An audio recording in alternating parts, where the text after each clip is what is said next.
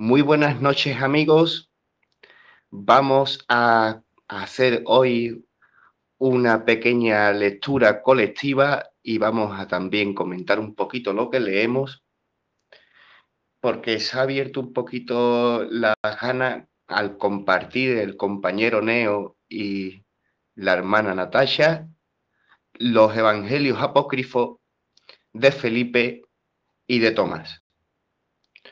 Para hacerle una introducción adecuada y ponernos en contexto, decimos acertadamente que los evangelios apócrifos son aquellos evangelios que fueron rechazados en el concilio de Nicea celebrado en el 325 en la ciudad que le da el nombre al concilio. Con dicho concilio, el emperador Constantino, reunido con la mayoría de los patriarcas de la Iglesia cristiana, la cual ya llevaba 300 años de predicación, en aquel concilio salen las bases del credo católico y por lo tanto se funda la Iglesia católica. En ese concilio fueron canonizados 4 evangelios: Marcos, Mateo, Lucas y Juan, y todos los demás evangelios existentes en la cristianidad fueron tachados de prohibidos, así de claro, y todos tuvieron que pasar por el fuego. Entonces, lo que es bien sabido, que los evangelios considerados como apócrifos tuvieron que ser escritos en origen en fechas anteriores al 325, dado que fueron las fechas en las que fueron rotundamente prohibidos.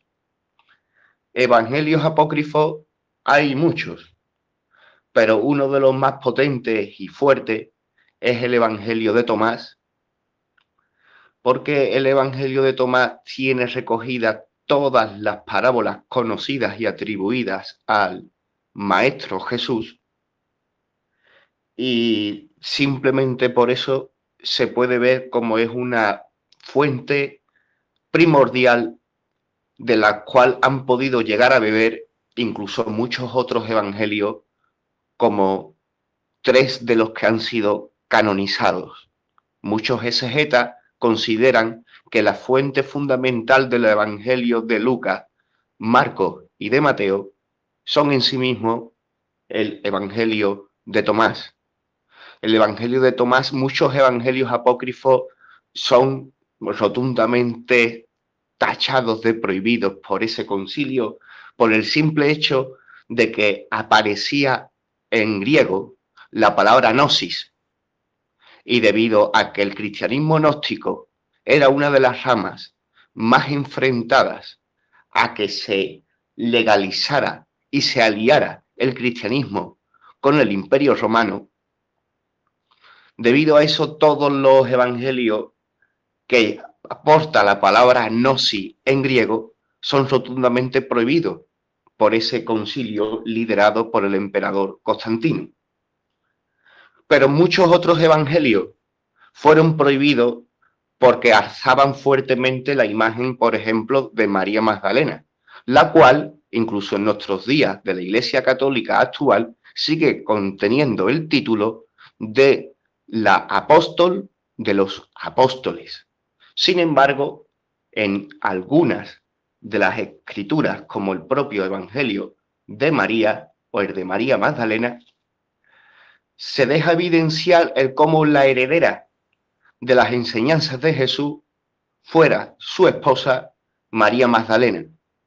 Esto, a priori, entra en fuerte choque con el credo masculino y vicario, con la prohibición del matrimonio que se le fue dando forma en la Iglesia Católica a los sacerdotes, excluyendo del sacerdocio a la mujer. Por lo tanto, al hacer esos gestos, les cuesta reconocer que la herencia del apóstol de los apóstoles, la cabeza de la Iglesia, no fuese Pedro, sino que fuese la propia María Magdalena. O sea, ha habido más de un cristianismo y sigue habiendo más de un cristianismo y ha habido mucho cristianismo, como el cristianismo del apóstol Tomás, el cual llevó las enseñanzas de Jesús a lugares como Cachemira o la antigua Babilonia, actual Persia, actual Irán, para ser más concreto. Otros de los evangelios apócrifos fueron totalmente prohibidos por el hecho en que Jesús se manifestará besando a personas, debido a la fuerte misoginia que han tenido ciertos patriarcas de la Iglesia. Esto, para ellos, era inconcebible que formara parte de la personalidad de aquel hombre. Sin embargo, incluso en aquello que no han prohibido, incluso en aquello que no han manipulado o que no han sobrescrito, se puede llegar a ver la fuerza de ese cristianismo de base, de ese cristianismo existente anterior al concilio de Nicea. Por así decirlo, en evangelios como el de Lucas, se puede ver claramente cómo Jesús sale de la casa de la suegra de Pedro, evidenciando del que atribuyen como el patriarca de la Iglesia, como el primer papa y obispo de Roma, evidentemente estaba casado. Entonces, incluso hay mucha gnosis y mucha apocrifía dentro de los cuatro propios evangelios, pero para no desviarnos, nos centraremos en los que vamos a leer hoy un poco, el Evangelio de Felipe y el Evangelio de Tomás. Por así decirlo, una de las iglesias más fuertes que había en aquella época cristiana era la que estaban a los alrededores de Alejandría y alrededores de los primeros monasterios ascéticos de cristianos primitivos que estaban surgiendo en la región que está bañada por el río Nilo, Egipto. Y claramente se ve como ciertos movimientos, lo sabemos por arqueología hoy día, porque a mediados del siglo pasado se encontraron la arqueología se hizo de unas vasijas en donde estaban dentro los códices guardados y escondidos en una cueva en el desierto del Qumran y del Nag Hammadi. Se vio claramente como ciertos señores habían podido esconder ejemplares de los evangelios apócrifos. Por lo tanto, con el tiempo pudimos leerlos. Para leerlos, tuvieron que descifrar la lengua de los coptos, una lengua que no fue difícil de descifrar debido a que hoy día se sigue utilizando en liturgia de la iglesia cristiana de Egipto, no la católica, no la protestante, no la batista, no la iraní, sino la copta. Sigue existiendo hoy día y por ponernos en escena diremos que la lengua copta fue la lengua hablada en la región de Egipto, la última de las lenguas habladas en el reino de Egipto, en la región de Egipto, antes de que llegara la islamización y por lo tanto los egipcios adoptaran en su mayoría la lengua árabe. Y con esta presentación os mando un saludo, cojo un poquito de aliento y creo que más o menos sabemos a qué nos vamos a enfrentar. Y deciros que disfrutemos con deleite las palabras atribuidas al Maestro Jesús.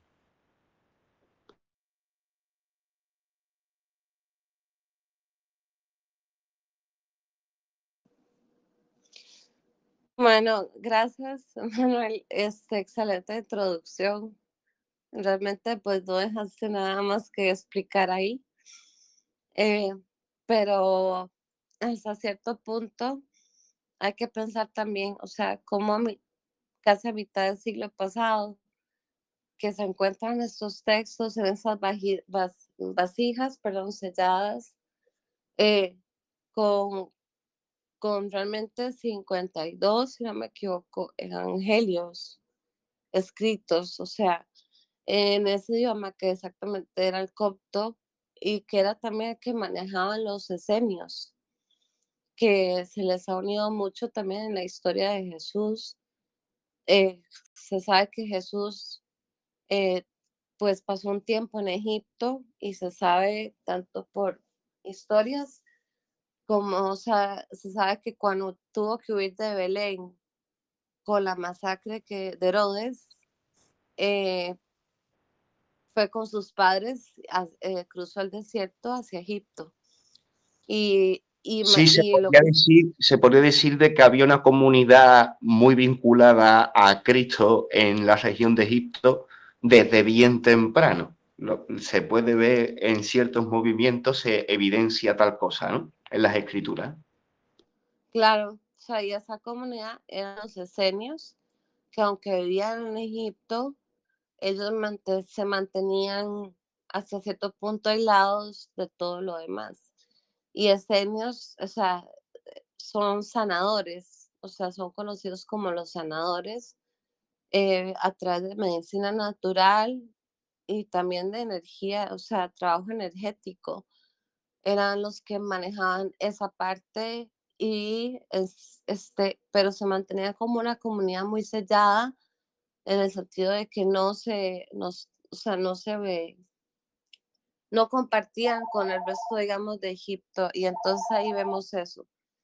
Este, eso es lo que es impresionante y, o sea, de ahí, o sea, que muchos de los textos gnósticos también se ha dicho que son los textos de los esenios contando la historia de Jesús, además de los evangelios escritos por Tomás, por Felipe, por María Magdalena y por incluso Judas, pero hay otros textos que no son, digamos, evangelios apócrifos, porque no son aceptados por la iglesia, que estaban también escondidos y estaban escritos por los esenios, Sí, que ellos tú nos hablaban estás el copto. contando, perdón, tú nos estás contando de que no solo en aquellos libros que encontraron, aquellos 56 libros, me parece que has dicho, o 53 o 56, no recuerdo bien lo que has dicho, el número, resulta de que no solo hay una cantidad enorme de evangelios atribuidos a María, Magdalena, a Tomás,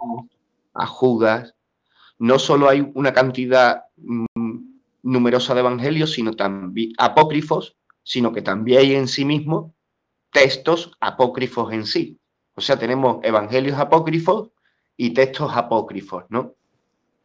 Exacto, exacto. O sea, no solamente los evangelios de los otros apóstoles que ya se conoce en la Biblia, que no están incluidos como los evangelios canónicos, lo que se encontró ahí, sino que además hay textos, o sea, que son también evangelios, pero fueron muchos escritos por los esenios y después se encontraron otros textos muy cerca de Nag Hammadi, donde también hay textos gnósticos que son, o sea, se les ha asignado a los esenios, que Hay conocían la mucha, historia de Jesús. hay mucha advertencia además de los arcontes y de espíritus de bajo astral, y hay muchas formas de enseñanza en aquellos libros apócrifos para aprender a solventarlos y a apartarlos, Sí, vencerlos, sí, ¿no? claro, claro, o sea, Hay mucho de esa Jesús, cultura, ¿no? Hay mucho conocimiento vinculado a esa lucha entre el bien y el mal, ¿no? claro, exacto, o sea, y ahí se habla de cómo Jesús incluso los mencionó, y los mencionó no solo como demonios, sino como arcontes o espíritus de bajo astral, o sea, que ahí él, o sea, ya está mencionando, pues serían razas, ¿no? No solamente como se nos ha puesto tal vez en la cultura, digamos, del catolicismo o la enseñanza del catolicismo como un dogma de que lo que hay es demonios y el diablo, ¿verdad? Sino que ahí más bien se ve, o sea, cómo Jesús habla de que, o sea, incluso aparecen jerarquías, o sea, jerarquías de cuando él, o sea, saca, entre comillas, lo que llama un demonio y pertenecía a cierta jerarquía en los niveles de bajo astral. Sí, trata desde los parásitos hasta demonología más amplia, ¿no? Por fortuna, también trata el plano angelical y los planos superiores. Claro, claro, porque, o sea, Jesús, se sabe, o sea, de lo que se sabe, de lo que se ha logrado sacar de esos textos, porque obviamente en eso, en esa, o sea, cuando encontraron esos textos, estos, las vasijas, pero también hubo otros muy cerca, igual de la región, que digamos se vendieron y obviamente muchos estaban pues ya en pedazos. De hecho, están así en pedazos y tienen un código y un número, como un código Y, a- numérico, ¿no? y al ver, y al ver un poco qué leían los cristianos primitivos, se puede llegar a intuir el cómo vivían, ¿no? Si vemos qué leían, podemos ver qué le interesan, qué filosofía tenían, ¿no? Y no es lo mismo participar en una transmutación del pan y del vino, en donde a la gente se le haga comer en fila el cuerpo y la Y la sangre. sangre. Ujú. No es lo mismo de que se reúna la tribu a compartir pan, ¿de acuerdo? Exactamente. O sea, ¿Vale? Es lo que quiero decir. No es lo mismo participar en un rito antropófago con similitudes y con artimañas.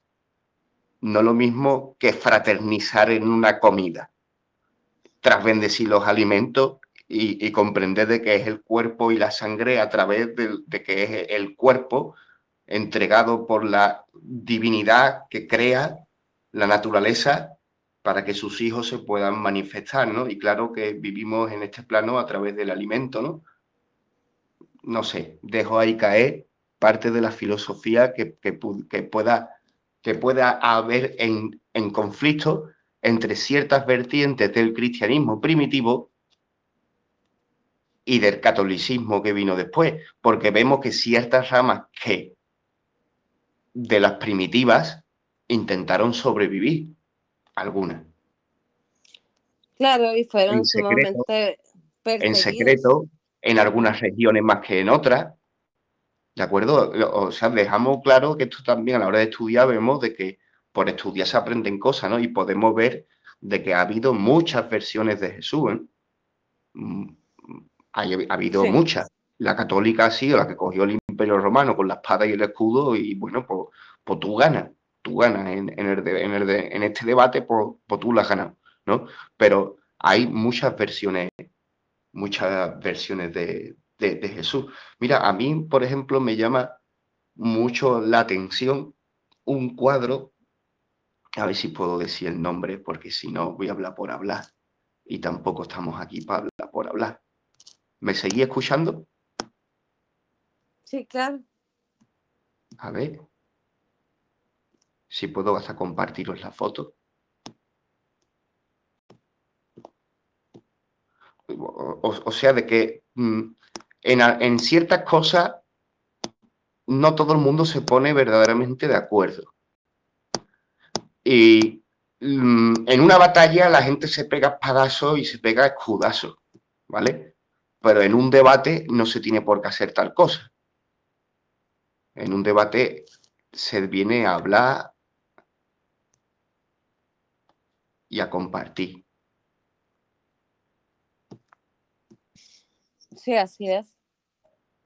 Entonces, por ejemplo, ahí os he mandado yo ahora mismo una foto de un cuadro, os podría decir incluso el autor, está en una de las salas del Museo de Bellas Artes de Sevilla, y ahí, si ustedes veis la foto, me podéis decir así a priori qué es lo que se ve, qué veis, por ejemplo, ahí, en la foto. Voy a decir una barbaridad, ¿eh? Voy a decir una blasfemia que voy a joder a todas las religiones del mundo, por eso soy un Wicca. Pero claro, prepararlo, pero es algo hermoso en el fondo. Lo que pasa es que está prohibido mirar con estos ojos. ¿Me podéis decir que lo que veis ahí en el cuadro lo veis? ¿Os lo he compartido ahí en el cómic? Sí, ya lo vi. Yo lo vi. ¿Y qué es lo que tú ves? Lo más importante que yo podría decirte de ese cuadro Sí, es que si vemos este cuadro, diríamos que es María Madre con Jesús pequeño, ¿cierto? vale, sí. Ok, pero, pero, ahí está el pero que yo voy a traer y también voy a revolcar cosas. Dentro de las pinturas que se han hecho de María Madre y de María Magdalena, una de las cosas como para saber quién era quién, o sea, pintaban siempre, María Madre siempre salía pintada con colores celeste, casi blanco, o sea, ese tipo de tono de color. Y a María Magdalena siempre se le pintó en rojo, siempre se le pintó en rojo. Entonces, ¿qué estamos viendo ahí? Bueno, entre muchas cosas, pero eso es importante, es que esta mujer entonces pintada en rojo no es María Madre, esta es María Magdalena Y, no, con uno de los hijos. y puede que no fuese Jesús el que estuviera pintado desde ese punto de vista, sino la descendencia que deja en Europa con la Exactamente, realeza, bajo el uno pacto de, que se hace con el Cali, ¿no? Con el Santo Grial, ¿no? Que en verdad es un pacto, ¿no? Y unas cosas, ¿no? Bueno, pues te voy a decir, pues mira, pues lo bonito de aquí, que muchas veces que nos llevamos bien, pero hay vertientes diferentes. O sea, verdaderamente no lo vemos exactamente igual lo que lo ve Natasha, como lo ve Mati, como lo ve yo, pero lo que sí es ujú. verdad que tenemos cosas en común y compartimos. Y nos llevamos fenomenal y además que nos gusta el punto de vista tal vez de uno y del otro. No quiere decir de que el que no lo veamos exactamente igual. Os voy a decir yo qué es lo que veo, ¿vale? Hijo de Jesús. Sí, Eso María es que Magdalena con sí, un hijo de Jesús. Pero perdona, Mati, pero perdóname. Simplemente lo que sucede es que hay que admitir de que no hay una sola versión de Jesús. Ha habido muchas y en una de ellas María Magdalena llega a embarazar a las costas de Marsella y sus descendientes se acaban casando con los príncipes francos para dar la descendencia de los merovingios. Y esa barbaridad que yo estoy diciendo ahora mismo es una de las versiones, que no quiero yo decir ni que sea ni la más acertada ni la menos acertada, la versión que estuvo defendiendo el catarismo, el priorato de Sion, muchas veces a la caballería templaria se le acusó de creer más en esa versión que en la versión católica. Pero ahora os voy a decir yo ahora una barbaridad. Ahora a abrocharos el cinturón. Estamos en Sevilla y esto está en el Museo de Bellas Artes de Sevilla. Y yo veo a la Virgen María con Jesús. ¿Y en dónde veo que está? ¿En dónde están? Están en la sombra de un árbol, ¿verdad? Simplemente, ¿no? Sí, Pues yo, fíjate tú la provocación que yo voy a decir ahora.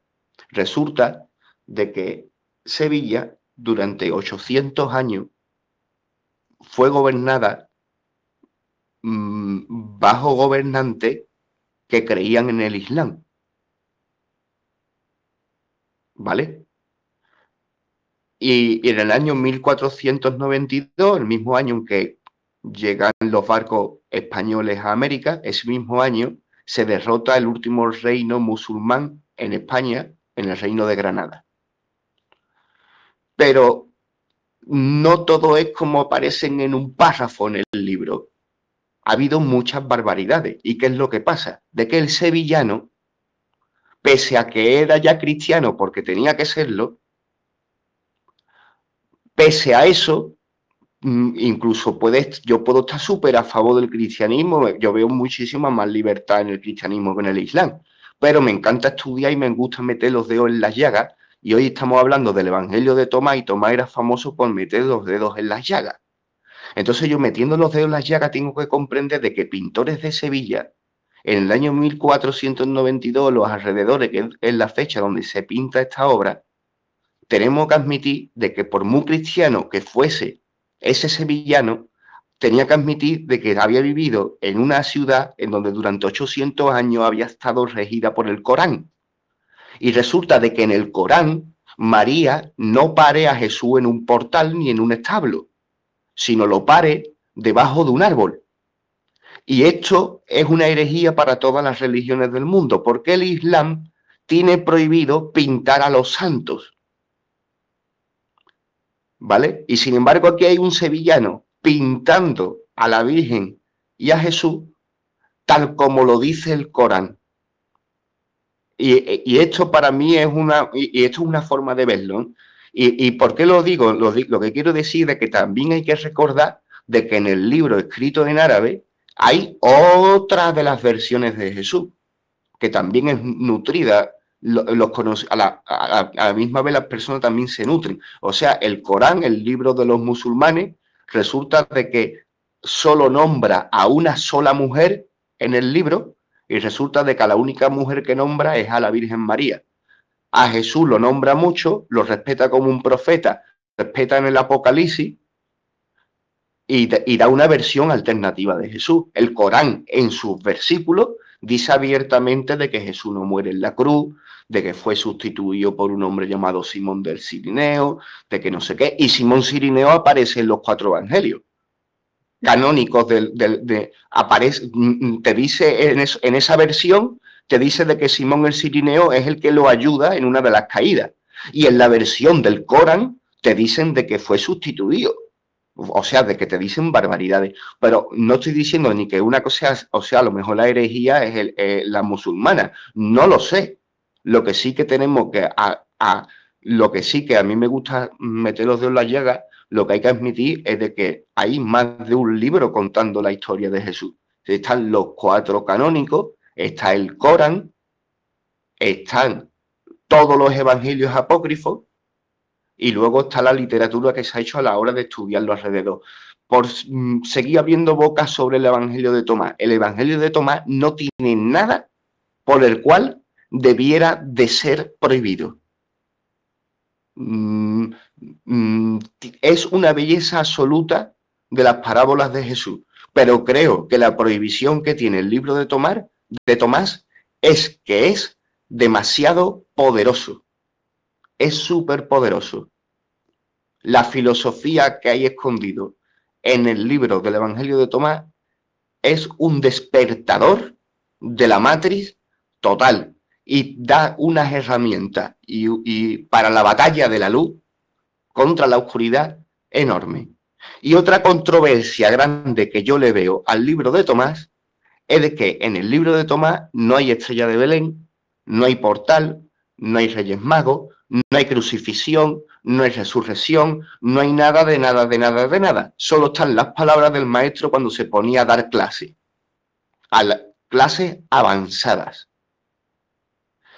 Y eso para mí es una controversia porque si solo existiese el Evangelio de Tomás y no existiese ningún otro, la gente no sería capaz de ponerle a Jesús un país de origen, ni un tiempo de origen, ni nada de nada de nada. En el Evangelio de Tomás, Jesús es atemporal. No es ni judío, ni musulmán, ni cristiano, ni nada de nada. Es un arquetipo de Dios universal. Y os cedo la palabra que me he explayado ahí.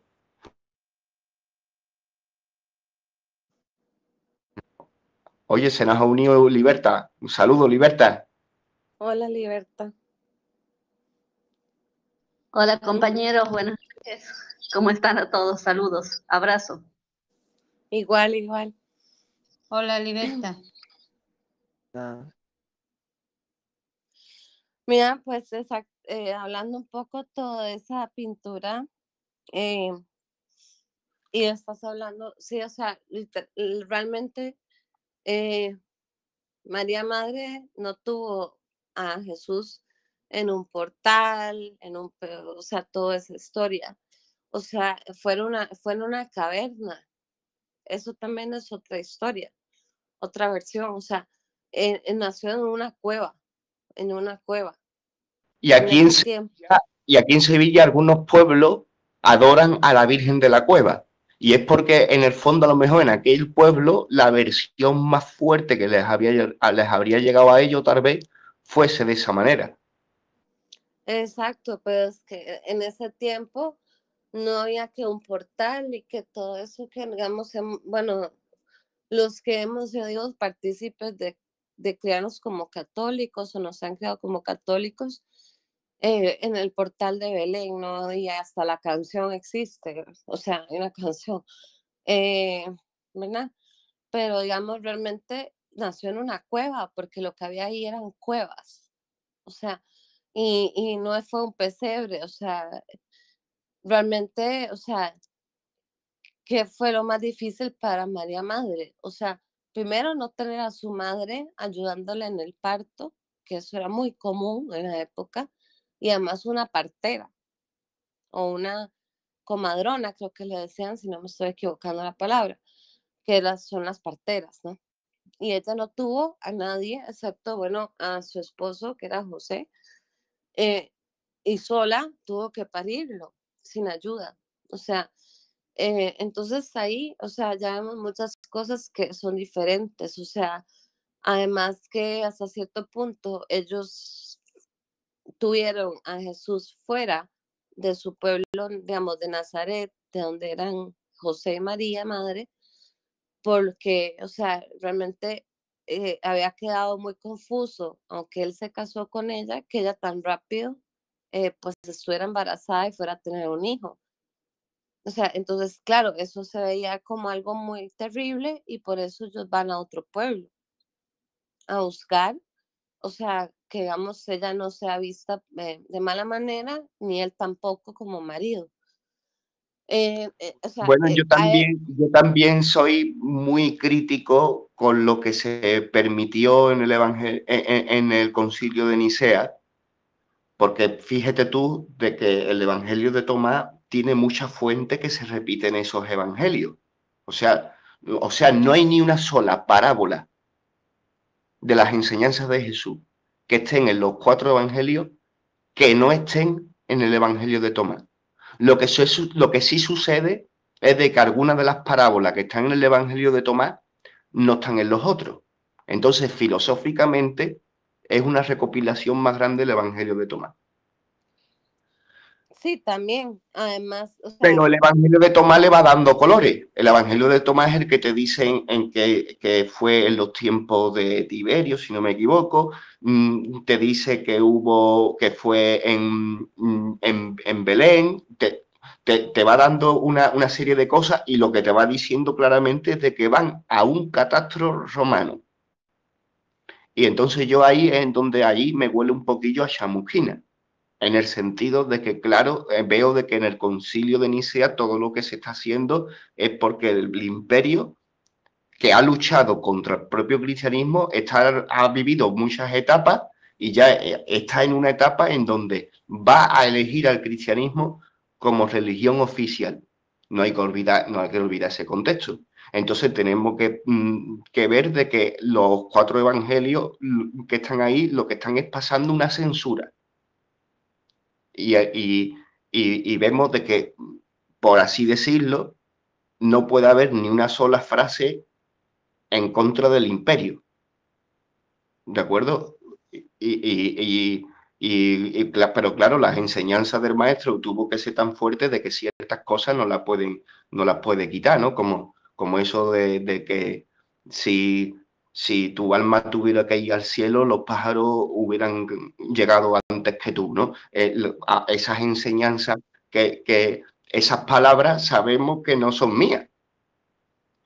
Sabemos que son atribuidas a un maestro, ¿de acuerdo? Llamado Jesús, y de esas cosas sí estamos más seguros, para mi entender, que de otras cosas. De otras cosas en donde se ve claramente que hay un PNL, que hay una construcción de ingeniería social para que pueda ayudarles y servirles, ¿no? Es como lo que hemos visto nosotros en nuestro análisis del Padre Nuestro original.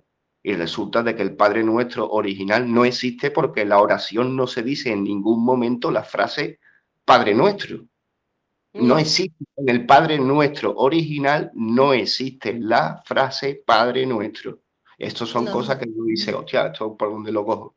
¿No? Resulta de que dice padre, madre, respiración de vida, fuente del sonido, origen del cosmos. Y dice, bueno, y esto era el Padre Nuestro, sí, en esto quedó. ¿No? ¿Por qué? Porque era así más entendible para lo que se estaba construyendo. Se construye así, así ciertas realidades. Como permitas una religión con el párrafo anterior, al final el individuo que amartillea y que construye con esa filosofía es bien distinto, ¿no? sí, claro. O sea, y de hecho, o sea, Jesús, dentro de lo que uno puede investigar, que cuesta mucho encontrar, además, o sea, estos evangelios pues, y otros textos gnósticos que hablan de Jesús están, además de que no están completos, porque muchos se perdieron, se vendieron a gente que los colecciona, otros se vendieron por decir algo que vendieras ahora, eso por €1, un pedacito de esos textos, y se perdió mucha información aún así. Pero además de eso, o sea, dentro de lo que uno investiga de Jesús, Jesús nunca habló de Padre Nuestro, sino de un Padre, Madre universal. O sea, el creador o la fuente, como está en el Padre Nuestro original, que como ven decir, no dice Padre Nuestro, pero sí habla de que es un padre, madre universal, o sea, que no es un hombre sentado arriba, o sea, en un trono y viéndonos para abajo, ¿no? O sea, ni siquiera es hombre, o sea, como tal, porque no tiene un sexo. Entonces, o sea, él decía padre, madre universal, o sea, que es el creador. Sí es verdad de que su lengua, el arameo, permitía hacer ciertos quiebros en esos momentos. Porque hay, o sea, Claro, de que su lengua le permitía poner la palabra en esos momentos, o sea, al decir, por ejemplo, padres en castellano, ahí estaríamos incluyendo a padre y madre, ¿no? Pues lo que pasa es que en claro. arameo pues, quedaría de una forma más poética y más hermosa. Pues ya hemos abierto boca un montón, vamos a leer, mira, si os gusta participar de esta manera, vamos a ir leyendo el Evangelio de Tomás un poco y si queréis, de lo que os salga del corazón, decís si os retumba algo y lo queréis decir, lo comentamos. Y ya hemos contado un poco la historia del Evangelio de Tomás, pero la vamos a terminar de contar bien. Resulta de que en el 325 el Concilio de Nicea prohíbe todos los evangelios apócrifos, se queda con 4, y resulta de que los gnósticos que escribían en copto en el desierto del Qur'án y del Nag Hammadi guardaron todos esos libros que iban a prohibir y los guardaron. Y con el tiempo la arqueología los sacó a cabo, acabaron haciendo un departamento de los evangelios apócrifos en el Museo del Cairo, que se negó a abrir la puerta hasta que la familia del psicólogo Carl Gustav Jung devolviera el manuscrito del Evangelio de Tomás, porque el psicólogo chamán se había enamorado de ese texto y compró el original. Sí. Y lo analizó un montón, incluso aprendió la lengua esa para poderlo mirar desde primera mano. Y la familia llegó a un buen acuerdo con el museo y todo el mundo disfruta hoy día de esos evangelios que estuvieron prohibidos en el pasado, ¿no? Esto, ponerle color así a esta cuestión es como quitarle el polvo al pergamino que se ha llevado enterrado durante muchísimos años, ¿no? Le voy a dar un poquito de caña. Vamos a empezar con el de Tomás, tiene menos páginas y además tiene fama de ser muy fuerte. Yo ya algo he leído, ¿vale? Y aquí un placer. Voy a leer un poquito el comienzo. Evangelio según Tomás, texto copto de Nag Hammadi. Estas son las palabras secretas que pronunció Jesús el viviente y que Dídimo Judas Tomás consignó por escrito.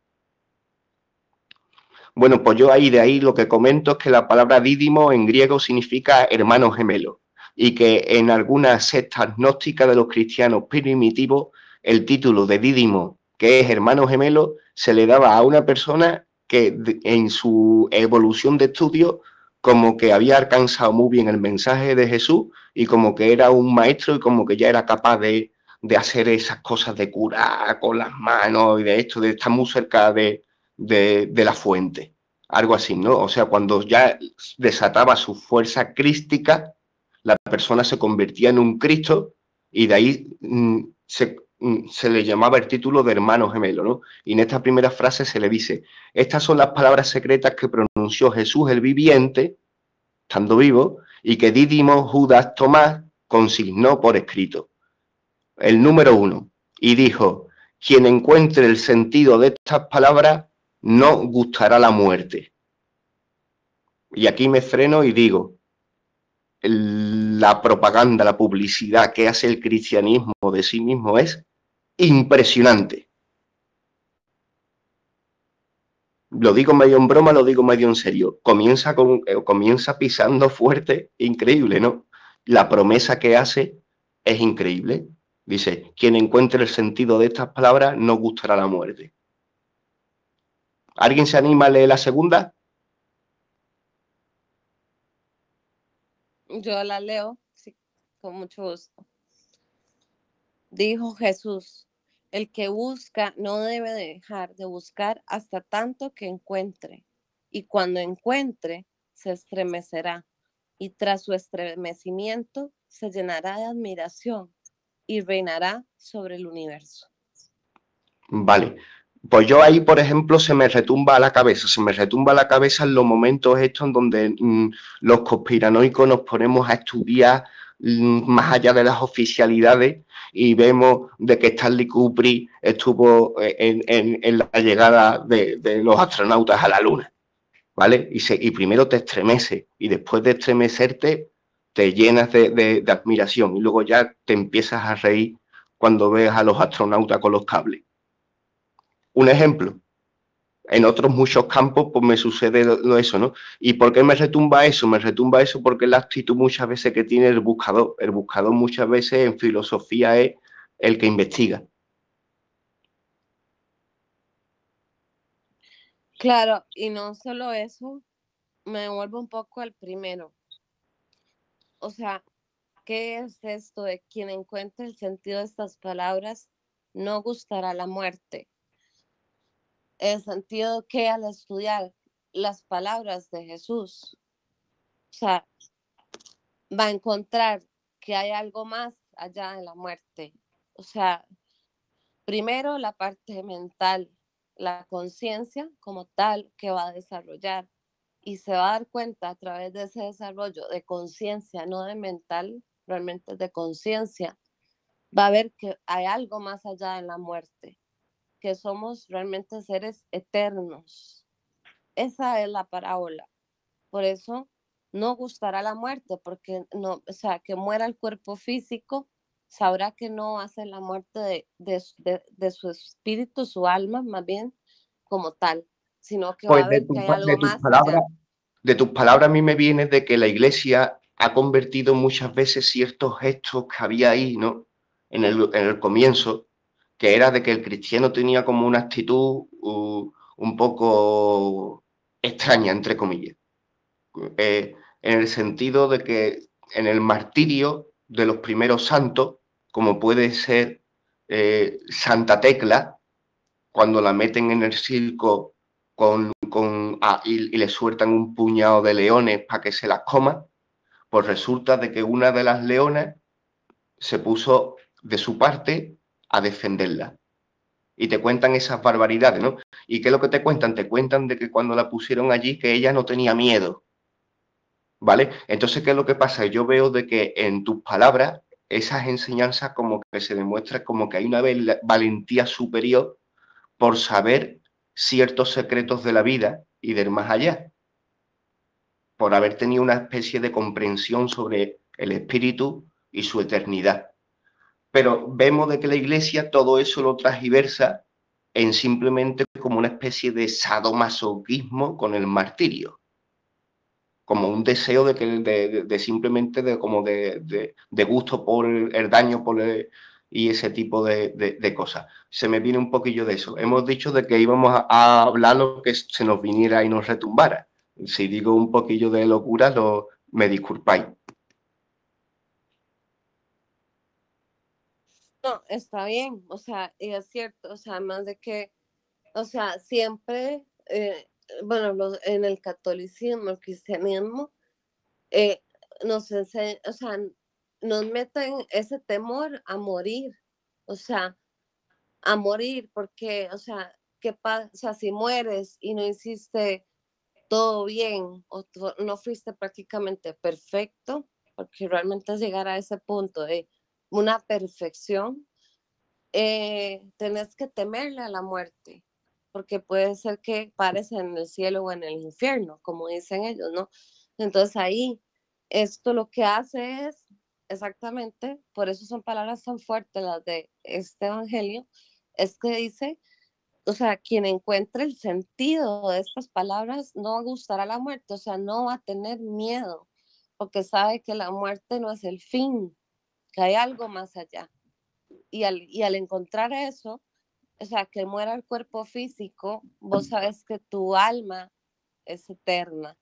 Y eso es algo que aunque la iglesia no niega que existe un alma, que todos tenemos alma, es ese miedo a que mueras, o sea, ¿y qué va a pasar después de que te mueras? ¿Te vas a ir al cielo? ¿Te vas a ir al infierno? ¿Te vas a ir al purgatorio? O sea, siempre hay un temor metido, hay un miedo inculcado. Entonces, esto hace revolcar ya de todos modos lo que se ha enseñado, porque el que encuentra la sabiduría en estas palabras, exactamente en lo que está diciendo Tomás aquí, no va a tener ese miedo, va a dejar de tener miedo a la muerte, porque va a tener un conocimiento mucho superior, o sea, una conciencia superior y va a saber que esto no es el fin, que es un proceso nada más. Digamos, la muerte, por ejemplo, es un proceso, es una transformación, una transmutación, pero nosotros seguiremos siendo eternos, o sea, y eso es lo que ya ahí con eso pega el primer golpe. Y la segunda, ¿qué es lo que pasa? Es eso que cuando suena tan complicado. El que busca no debe dejar de buscar hasta tanto que encuentre. Y cuando encuentre se estremecerá. Pero digamos, ¿qué es eso de que cuando encuentre?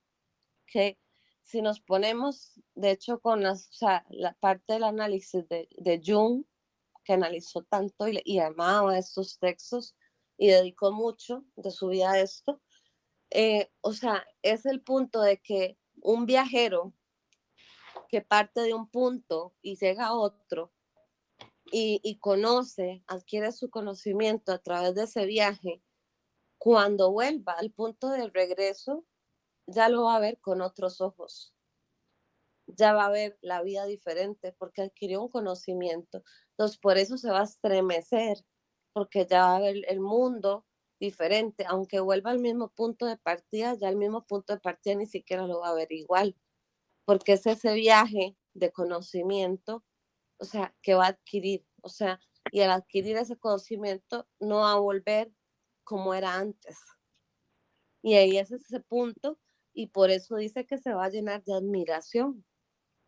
Y Me que a llegan través tus de eso, palabras, Natasha, me llegan tus palabras y me iluminan, me hacen ver ese punto de vista y puedo ponerme yo también ahí y mirarlo y lo agradezco un montón. No sé si otros compañeros también quieren comentar cualquier cosita, pero te quiero gastar una pequeña broma con respeto, porque el tema de la religión siempre como que a la gente que pertenecen a una secta u otra como que le puede hacer daño que una persona coja sus libros y esto y lo otro. En el mundo estudiantil, en el mundo universitario, como que lo vemos un poco como que estamos en otra onda y vemos de que una persona tiene derecho a coger un libro de otra cultura y leerlo y esas cosas, ¿no? Y no pasa absolutamente nada, ¿no?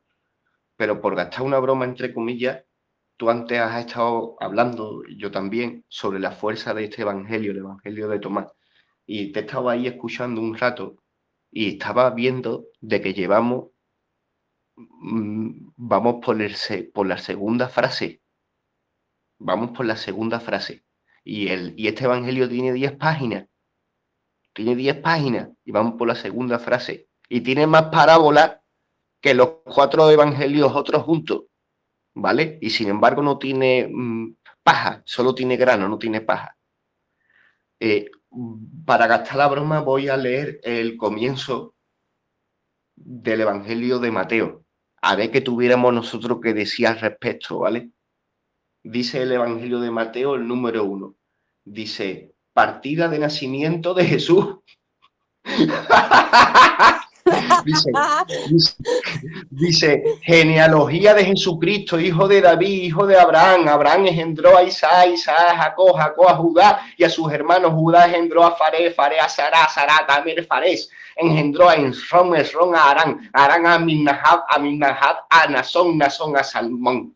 Salmón, de verdad lo juro que se llama Salmón. Salmón a Boz a Rahab, Boz engendró a Obed, Obed de Ruth, Obed engendró a Yesé, Yesé engendró al rey David, David a Salomón, del que fue mujer de Urías, Salomón engendró a Roboán, Roboán a Abías, Abías a Asa a Josafá, Josafá a Jorán, Jorán a Osías, Osías a Jonatán, Jonatán a Acaz a Ezequías, Ezequías a Manasés, Manasés a Amón, Amón a Josías, Josías a Jeconías y sus hermanos en la época de la cautividad de Babilonia. Os lo juro de corazón que ese es el primer párrafo del Evangelio de Mateo. Sí. ¿Queremos que analicemos filosóficamente el primer párrafo de ese Evangelio sagrado? ¿Tenemos algo que decir? Sí, exacto. De que aparecen nombres egipcios. Que aparecen nombres egipcios en esa genealogía judía, ¿no? ¿Qué podemos decir, no? Pues otra cosa no podemos decir. No sé, simplemente por hablar, ¿no? Yo creo que está bien, ¿no? Muchas veces las obras se le da el valor en comparación con otras, ¿no? Entonces hemos leído el comienzo del Evangelio ahí de Mateo, me parece que era, y si quieres, pues continuamos por el comienzo del Evangelio de Tomás, que es un evangelio que se le quiere. Por cierto, los paganos se le quiere porque es un libro pagano desde los pies a la cabeza. Veremos el porqué. Veremos sobre todo la frase más fuerte que hace, que yo creo que es el motivo por el cual se le quitó del medio. Antes he dicho de que no había motivo por el cual quitaran del medio este libro, pero acabo de dar un poco con la tecla, creo. Y es el motivo de que hay ciertos párrafos que deja claro de que no gustan mucho las iglesias. Ahora ya veremos cuáles son. Si queremos seguir o si alguien más quiere leer o lo que sea.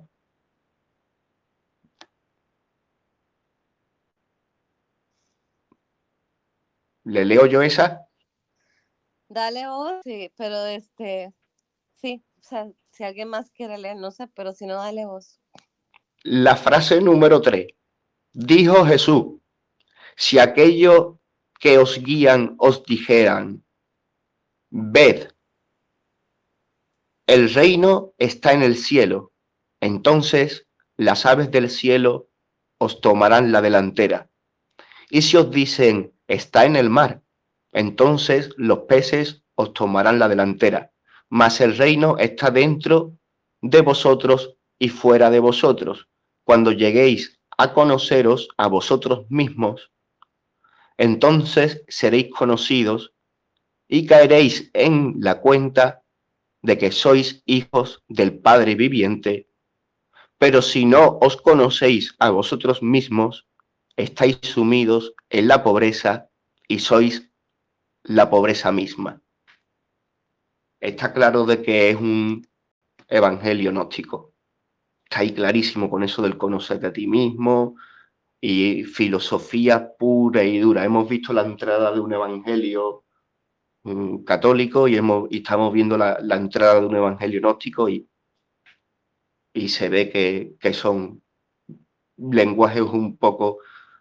Sí, que es verdad de que uno nutre a otro, ¿no? Ya lo hemos dicho, ¿no? De que los expertos dicen de que este evangelio posiblemente fuera el que nutriera a los tres que he comentado antes, de Mateo, Marco y de Lucas.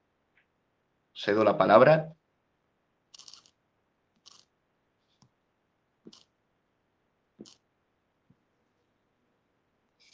No quiero ser la única que hable, así que no sé si alguien quiere comentar sobre esto y que no sea yo.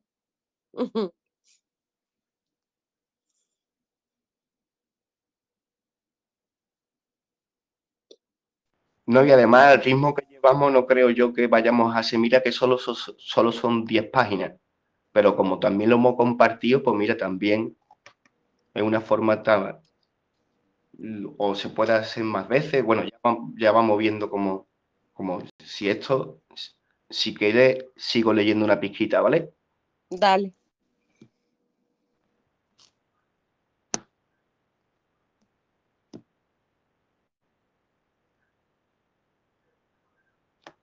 Sí, dale, Manuel.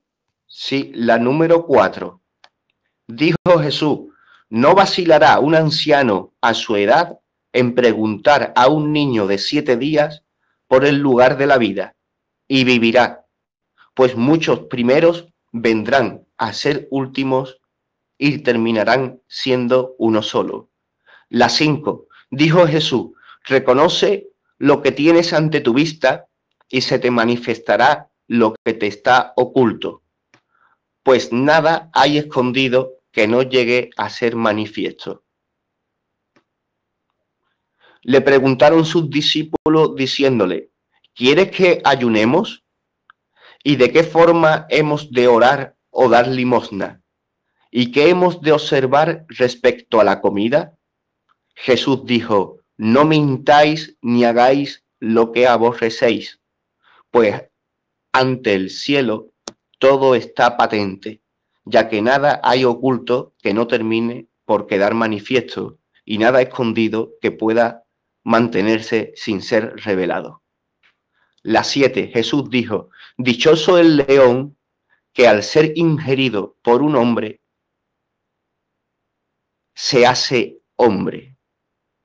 Abominable el hombre que se deja devorar por un león y éste se hace hombre. Ahí quiero parar un momento porque ese me encanta. Bueno, el tercero, que ya lo leíste, creo que es para que lo analicemos, pero el 7, que digamos es una parábola a veces un poco complicada de entender, ¿no? La del león, Natasha, la del león. La del león, exactamente. ¿A qué se refiere Jesús con el león? O sea, veamos lo primero, dichoso el león que al ser ingerido por un hombre se hace hombre. ¿Qué significa? ¿Quién es el león? No es el animal, no es que vamos a comernos un animal. El león representa el ego, el ego. Entonces, al decirlo y vemos, digamos, ponemos el león como el ego. Dichoso el león que al ser ingerido por un hombre se va a hacer hombre. O sea, que como seres humanos, al digerir ese ego, al saberlo manejar y ponerlo a un lado, se hace realmente hombre. Pero abominable el hombre que se deja devorar por el león, o sea, pongámoslo, por el ego, y que por esto se haga hombre. O sea, una persona con ego, que solo se maneja a partir del ego. Me ha gustado mucho tu explicación, Natasha, porque yo la que me resonaban como que los conflictos, las batallas, los conflictos, las peleas, como que no te deban de afectar ni de cambiar, ¿no? Entonces a mí me resonaba así, ¿no? Pero me voy dando cuenta lo ridícula que es la propia y lo limitada que es la propia mente, ¿no? Y lo bonito que está el colaborar.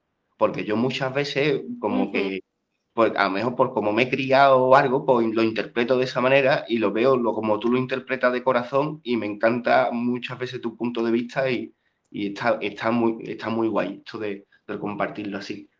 Pues llevábamos un rato charlando, no sé si quiere que lo leemos o de esto, porque yo me doy por bueno porque lo que quería era presentar como era un libro que le tenía yo cariño y como que quería presentarlo un poco y eso, y como lo habéis compartido y eso, pues, por eso te había pedido yo si hacíamos el gusto de presentarlo bien y de hablar un poquito del tema. Y si gusta leerse un poquito más, se lee un poquito más o lo que queráis, ¿vale? Yo me he quedado un poquito satisfecho. Me he desahogado, me he expresado. Y sé que tengo ahí el libro y lo había leído ya, incluso lo tengo aquí, ¿sabes? Ahí entre mis libros. Bueno, no sé si alguien más quiere agregar de qué piensan sobre esta parte de Jesús no contada o no en la Biblia, por lo menos, y que, bueno, muchos aquí nos hemos criado bajo una religión ya sea católica o cristiana, y lo que hemos aprendido de Jesús es lo que está en la Biblia, hasta que empezamos a ver todo esto, que hasta cierto punto estaba oculto, pero fue revelado. Nada va a quedar sin revelarse. Y eso también nos lo demuestra. O sea, esos textos en una caverna, escondidos en una vasija, al fin salieron a la luz en algún momento. Por algo es. ¡Ole! ¡Ole! Así es. Yo voy a dar una opinión, ¿vale? A ver, puede ser que, puedo estar muy confundida, pero ha pasado tantísimos años, han pasado tantísimos años, hay tanta Biblia, hay tanta manipulación por el hombre que ya no me creo nada, os lo juro. Llega un momento que dices tú, no me creo nada, me voy a quedar con lo básico. Pues te voy a, si me permite, Mati, con mucho cariño, te voy a decir lo que pone en el último párrafo del Evangelio de María Magdalena. ¡Ole! ¡Ole! Ahora ole tú, ¿eh? Y voy a decir simplemente una simple frase. Voy a decir una simple frase. Una simple frase. Dice: decí lo que os parece acerca de lo que ha dicho. Yo, por mi parte, no creo que el Salvador haya dicho estas cosas. Estas doctrinas son bien extrañas. Pedro respondió hablando de los mismos temas y le interrogó acerca del Salvador. ¿Ha hablado con una mujer sin que lo sepamos y no manifiestamente, de modo que todos debamos volvernos a escucharla? ¿Es que la ha preferido a nosotros?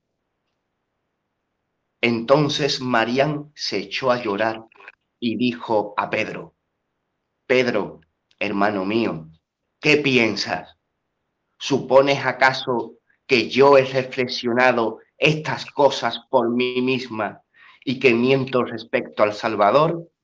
Aquí no hay machismo en estas palabras. Lo que Jesús le dijo a María Magdalena tras venir de la muerte era tan increíble y tan impresionante de que no había imaginación en el mundo entero capaz de inventarse tal mentira.